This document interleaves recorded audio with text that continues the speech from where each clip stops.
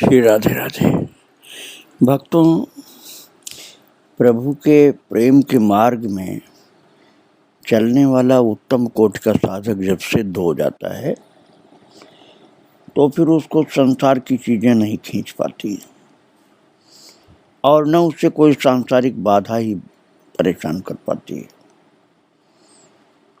उसको तमाम सुविधाओं की आवश्यकता भी नहीं रहती है, असुविधाओं से घबराता भी नहीं है। सहज ही सहनशीलता होती है, सहज ही संसार से निरपेक्ष रहता है। और बिल्कुल ये स्थिति थी श्री भगवत रसिक जी की। कृपालु इतने थे कि बिहारी वल्लभ जिन मनमोहन जी को लेकर आया था, जिसको वे जानते थे कि आविष्टु पात्रता नहीं, उसके ऊपर भी उन्होंने कृपा की और मनमोहन जी के ऊपर अनुग्रह करने के बाद फिर गुरुदेव श्री भागवत रसिक जी का मन ध्यान में समाहित हो गया और अपने श्यामा श्याम के अंतरंग खेल में प्रविष्ट हो गए। तो बिहारी वल्लभ ने मनमोहन जी से कहा कि चलो हम लोग चले यहाँ से। गुरु जी ध्यान की गहराई में डूब गए। तो मनमोहन ने पूछा कि कितनी देर बाद ध्यान से बाहर आएंगे। तो बिहारी वल्लभ ने कहा पूछने की कोई बात नहीं है, 2-4 घंटे भी लौट सकते हैं, 2-4 घंटे में, और 2-4 दिन में भी लौट सकते हैं। अब कहाँ पहुँचे हैं ध्यान में कौन जाने। तो मनमोहन जी ने कहा कि भाई यहाँ तो बड़े बड़े मच्छर हैं, इनसे गुरुदेव को परेशानी नहीं होगी। तो बिहारी वल्लभ ने कहा कि महाराज जी को शरीर का ध्यान कहाँ है। फिर वो मनमोहन जी अपने हिसाब से पूछ रहे थे खाना पीना इनका कैसे होगा। बिहारी वल्लभ ने बताया सारी क्रियाएं तो देह के ही साथ जुड़ी रहती हैं। जब देह की शुद्धि लौटेगी तब मक्खी मच्छरों का असर भी होगा और भूख प्यास का एहसास भी होगा। अभी तो महाराज जी श्यामा श्याम के प्रगाढ़ ध्यान में डूब गए। आश्चर्य से मनमोहन देखने लगे गुरुदेव को और उन्होंने दूर से झुक करके भगवत रसिक जी को प्रणाम किया और बिहारी वल्लभ के साथ घने होते हुए अंधकार को देख करके चलते बने। भागवत रसिक जी के साथ घड़ी 2 घड़ी के निश्चल सत्संग ने मनमोहन जी की आध्यात्मिकता की वीणा के बंद पड़े स्वरों को सहज ही खोल दिया था और वे जैसे लय ताल में बजने लगे थे। निरंतर पतन की ओर खिसकते हुए उनके चरण अनायास ही परमार्थ के राजपथ की ओर बढ़ने लगे थे। उनके सूखे हृदय में जहाँ काम क्रोध लोभ मोह की धूल भरी थी और वही उनका अभ्यास था, वहाँ तो अब धूल वाली जगह पर रिमझिम भक्ति का प्रेम रस बरसने लगा। चारों ओर शीतलता छा गई। प्रेम की सुगंध से भरे दिव्य गुणों के फूल खिलने लगे। भगवत रसिक जी की कृपा से मनमोहन जी की लौकिक पारलौकिक सब वासनाएं मिट गईं और उनके पास करने धरने को कुछ भी जैसे नहीं रह गया। प्रेम का प्याला पी लिया था उन्होंने और उन्मत्त होकर वृंदावन की कुंज निकुंजों में घूमने लगे। उस हालत में भी वे अपने चारों ओर जीव मात्र के लिए सुख का सौरभ बिखेरते चलते थे। जब कभी बोलते तो सुनने वालों का हृदय भक्ति ज्ञान और वैराग्य की पवित्र त्रिवेणी में स्नान करके निष्कल्मश हो जाता था। संक्षेप में यदि हम आपको बताएं तो यही कहना पड़ेगा कि वे जन जन का मन मोहने वाले सच्चे मनमोहन हो गए थे। क्या गृहस्थ और क्या विरक्त, सभी को उनके संग का आनंद मिलता था। उनके व्यक्तित्व में भी एक दैवीय आकर्षण दिखलाई पड़ता था। सबसे निर्लिप्त, सबसे अनासक्त, फिर भी सबके दुलारे, सबके प्यारे मनमोहन जी। और स्वामी हरिदास जी के मधुरात मधुर, अत्यंत शुद्ध विशुद्ध प्रेम के महासागर स्वरूप प्रियालाल के रस के सहचरी का परम सौभाग्य पाकर के मनमोहन जी धन्य हो गए। भक्तों, संतों ने बहुत से बाधाएं जो साधनाओं में बताई हैं कि इनसे गुजरना पड़ता है, संसार के आकर्षणों से यहाँ पर जीव को संभलना बहुत पड़ता है। वो सब गुरुदेव की कृपा से उनको पार करना सरल हो गया। वे तो बस अब अनासक्ति और प्रेममयी भक्ति के उत्तमोत्तम निदर्शन प्रस्तुत करते हुए आगे बढ़ते चले गए।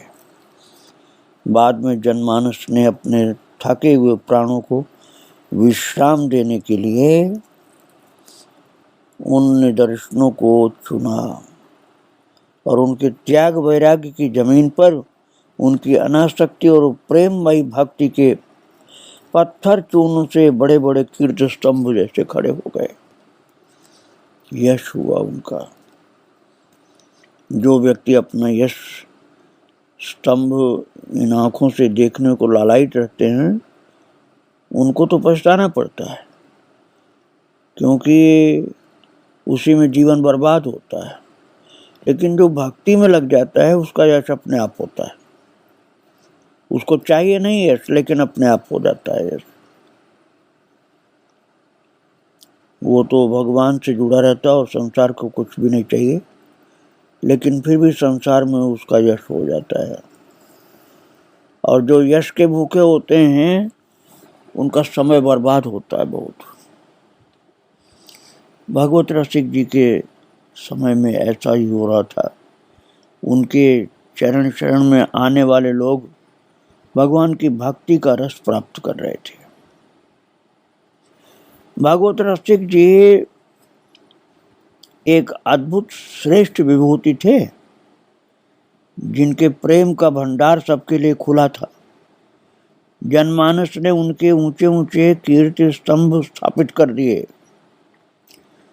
लोगों में जहाँ कहीं भी संतों, रसिकों, भक्तों, त्यागियों, विरक्तों, सिद्धों, उपासकों, ज्ञानियों, ध्यानियों आदि की चर्चा होती, वहाँ भगवत रसिक जी का व्यक्तित्व सहज ही सबसे ऊपर जैसे आ जाता था।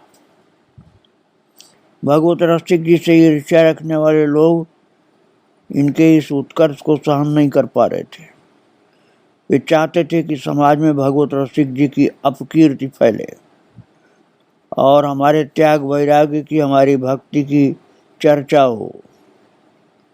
उत्कर्ष के जिस उच्चतम शिखर पर भगवत रसिक जी बैठे हैं, वहां से उन्हें ढकेल दिया जाए। ईर्ष्यालु लोग भक्त तो यही सोचते हैं। लेकिन महान भक्तों की रक्षा तो ठाकुर जी करते हैं ना। ईर्ष्यालु लोग उनके पतन के लिए कोशिश करते रहते हैं। उनकी बुराई करने में उनको आनंद मिलता है, निंदा करने में आनंद मिलता है। किंतु ये महान संत लोग सब प्रकार की बातों को सुन करके सहन कर जाते हैं। फिर भी धीरे धीरे कुत्सित मनोवृत्ति वाले धूर्त संगठित होने लगे और भगवत रसिक जी के मान सम्मान पर सीधी चोट करने के प्रयास में योजनाबद्ध तरीके से लग गए। वे छल कपट के अनेक रंग बिरंगे माया जाल उन्हें फंसाने के लिए फैलाने लगे। किंतु भगवत रसिक जी अनन्य रसिक शिरोमणि स्वामी हरिदास जी महाराज की उंगली पकड़े थे, जिनकी कृपा उन्हें तमाम खोटों से बचाकर श्याम और श्यामा के रंग में पहुंचा रही थी। और भक्तों, वो पूर्व काल के महापुरुषों के द्वारा आशीर्वाद प्राप्त किए, इसलिए वो निश्चिंत थे। जो राधा बावड़ी की बात मैंने सुनाया, जिसको भगवत रसिक जी की भी बावड़ी लोग कहने लगे थे, अब वहाँ भक्तों का अटूट सिलसिला सुबह तड़के से शुरू होकर आधी रात तक चलता था। इतना अधिक लोगों के मन में इनके प्रति श्रद्धा भाव था। कई लोग भेंट दक्षिणा अर्पित करते थे, लेकिन भगवत रसिक जी का उधर ध्यान ही नहीं जाता था। कई लोग बहुत सी खाद्य वस्तुएं भी लाते थे, वो सब भक्तों में बंट जाता था। और भगवत रसिक जी का सौभाग्य तो ब्रजवासियों के प्रेम से भीगे मधुकरी में मांग कर लाए हुए सूखे टुकड़ों से ही बंधा था। इसलिए चढ़ावे की वस्तुओं में उनकी कोई ममता आसक्ति नहीं थी। उन्हें जो साधु महात्मा कोई मिलते थे उन्हीं को दे देते थे। तटीय स्थान के कुछ साधुओं ने जब ये सब देखा तो उन्हें लगा कि जैसे ये तो अन्याय है, क्योंकि उनको लगा कि भगवत रसिक जी इतना प्रसिद्ध कैसे हो गए। वो कोई महंत तो है नहीं हमारे स्थान के, लोग उनके पास इतने जाने लगे। भक्तों, सभी का दृष्टिकोण एक नहीं होता। भक्त जो प्रेमी होते हैं उनका तो भगवान से मतलब होता है, संसार की चीज़ों से नहीं। लेकिन जो संसार की वस्तुओं के प्रेमी थे उनका ध्यान उधर गया। वो तो यही कहने लगे कि इनके पास इतनी चीज़ें क्यों इकट्ठा होती हैं, जबकि महाराज जी कुछ भी इकट्ठा नहीं करते थे, सब बांट देते थे। इन साधुओं ने कुछ संप्रदायी लोगों को विश्वास में लिया और महंत जी के पास पहुंचकर अपना प्रस्ताव रख दिया। महंत जी सुनकर हंस दिए, कहने लगे, अरे भाई, बेकार की खटपट क्यों करते हो? वहाँ भी साधुओं की सेवा होती है जहाँ भगवत रसिक रह रहे हैं, यहाँ भी साधुओं की सेवा होती है। तो जैसा कर रहे हैं वो ठीक है। तुम सब लोग बेचारे भगवत रसिक के पीछे क्यों पड़े रहते हो? वहाँ जो कुछ आता है वो संत महात्मा भक्तों के काम में ही तो आता है। हमारे पास भगवान जो भेजते हैं वो कोई कम है? दूसरों के चक्कर में नहीं रहो, भक्ति में लगो। महाराज, ईर्ष्या का दोष जिनके अंदर था, गुरुजनों ने उनके उस दोष को दूर करने के लिए बहुत समझाया। और महंत जी इतने अच्छे थे कि वो किसी को भी ईर्ष्या के विकार से ग्रस्त नहीं होने देना चाहते थे। उन्होंने कहा कि भगवान की भक्ति में लगो। किसके पास क्या आता है, कौन मनुष्य आता है, कौन भेंट लाता है, ये सब क्या करोगे? महंत जी महाराज नहीं चाहते थे कि साधु वहाँ जाकर के उत्पात मचाएं, किंतु कई लोग ऐसा चाहते थे। तो ये कोई जाता था तो महाराज जी सावधान करते, देखो वहाँ जाकर कोई झगड़ा फसाद मत करना। और स्वामी ललित मोहनी दास जी की भावना का आदर किए बिना ही कुछ साधु बाड़ी पर पहुंच जाते थे। तो जा करके उन्होंने कह दिया उल्टी सीधी बातें कि महंत जी ने कहा तुम भले ही सिद्ध हो जाओ, भले ही महासिद्ध हो जाओ, लेकिन मेरी आज्ञा मानना तुम्हारा पहला कर्तव्य है। तो उन्होंने पूछा कि गुरुदेव की क्या आज्ञा है?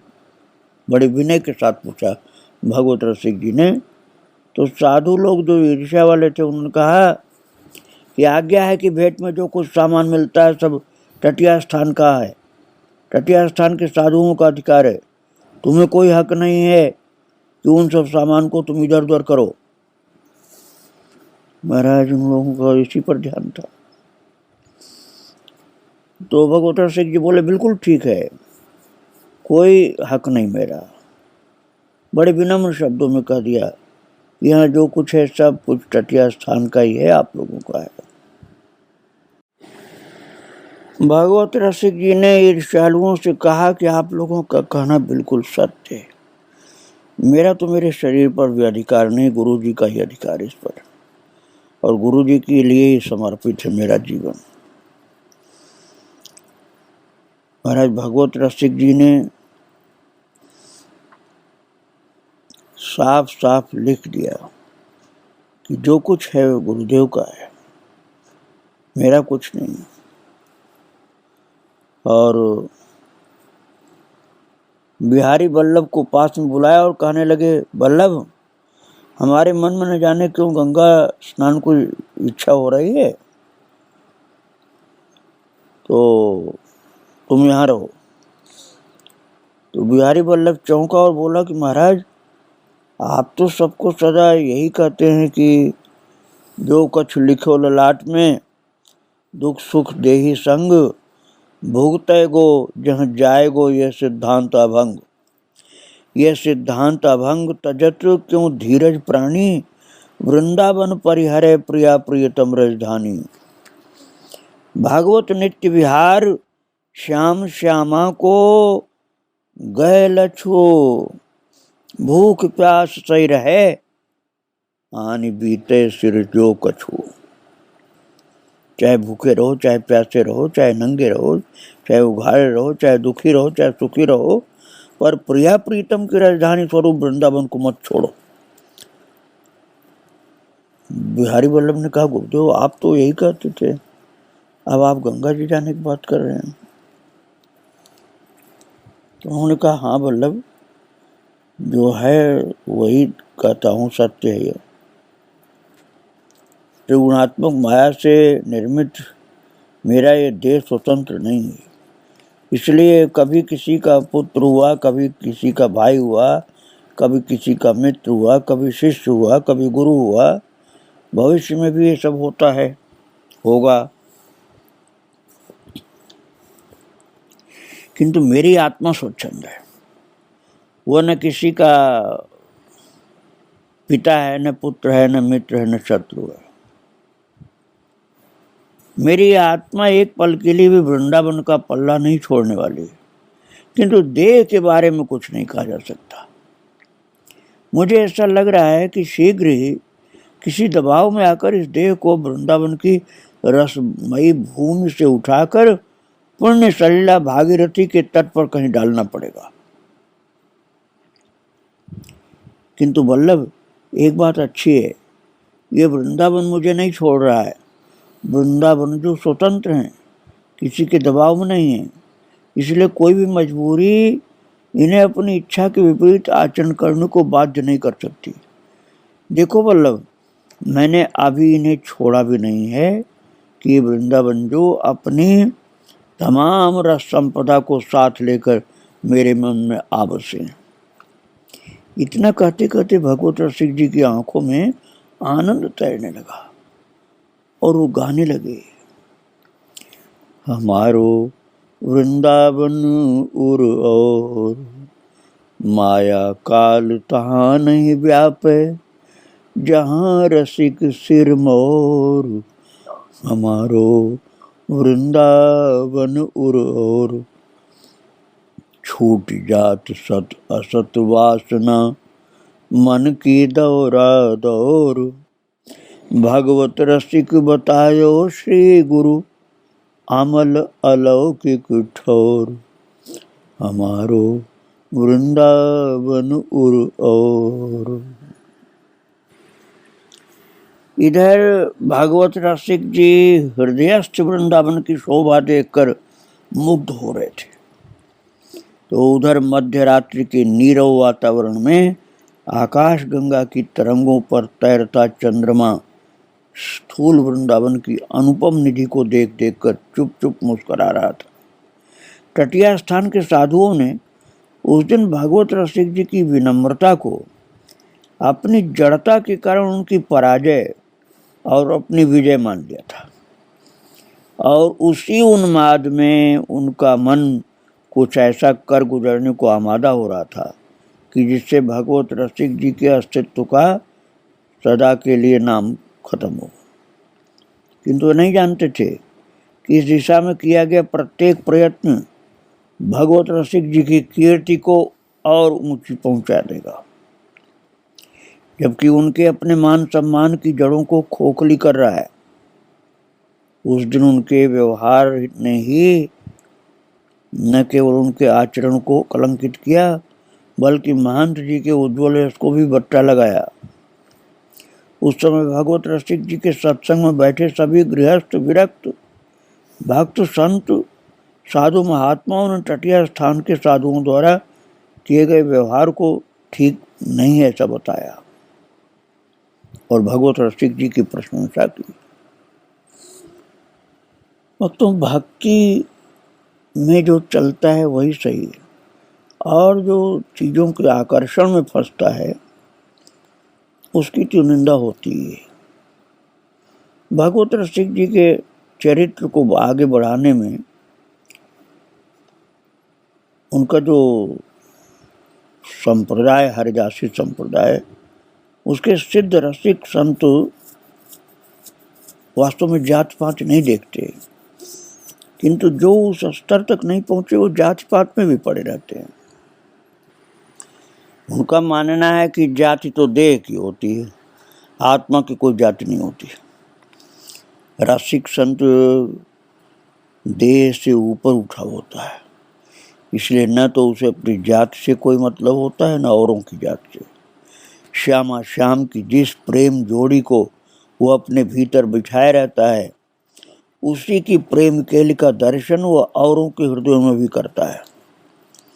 वो जो कुछ भी देखता है उसमें उसे अपने इष्ट, अपने धर्म, अपने गुरु, अपने धाम के दर्शन होते हैं। भगवत रसिक जी स्वामी ललित मोहिनी दास जी से जब विरक्त दीक्षा लिए थे, तब उन्हें हरिदासी संतों की इस रहनी सहनी का उपदेश गुरुजी ने विशेष रूप से किया था। ऐसी शिक्षा उन्हें दादा गुरु ललित किशोरी दास जी से भी आचरण के रूप में मिली थी। स्वयं भगवत रसिक जी भी दीक्षा ग्रहण करने के बाद इसी लीक पर चलते रहे। अपने अनुगतों को भी यही शिक्षा दिया। घर घर ले प्रसाद लगे जब भोजन स्वादा। अपने शिष्यों को समझाया करते कि मधुकरी के लिए निकलो तो किसी घर को इस नाम पर तुम्हें नहीं छोड़ देना है कि वो हीन जाति वाले का या पापी का या दुराचारी का घर है तो वहाँ भिक्षा लेने नहीं जाएंगे। जाति पात देखना ये काम नहीं है, नीची दृष्टि करके जाना चाहिए भिक्षा लेने के लिए। और उसके आचार विचार को भी नहीं देखना है, आपको तो नीची दृष्टि करके जाकर भिक्षा लेना। तुम्हें तो रोटी के उस छोटे से टुकड़े से मतलब है जो किसी भी गृहस्थ के द्वार पर तुम्हें मिल सकता है, और उस टुकड़े को भी साधारण रोटी का टुकड़ा मानकर उसकी अवज्ञा नहीं करनी चाहिए। उसे साक्षात श्यामा कुंज बिहारी का कृपा प्रसाद समझकर ग्रहण करना चाहिए। इस तरह से भगवत रसिक जी जो संतों की रहनी सहनी उसको संतों को समझाते थे।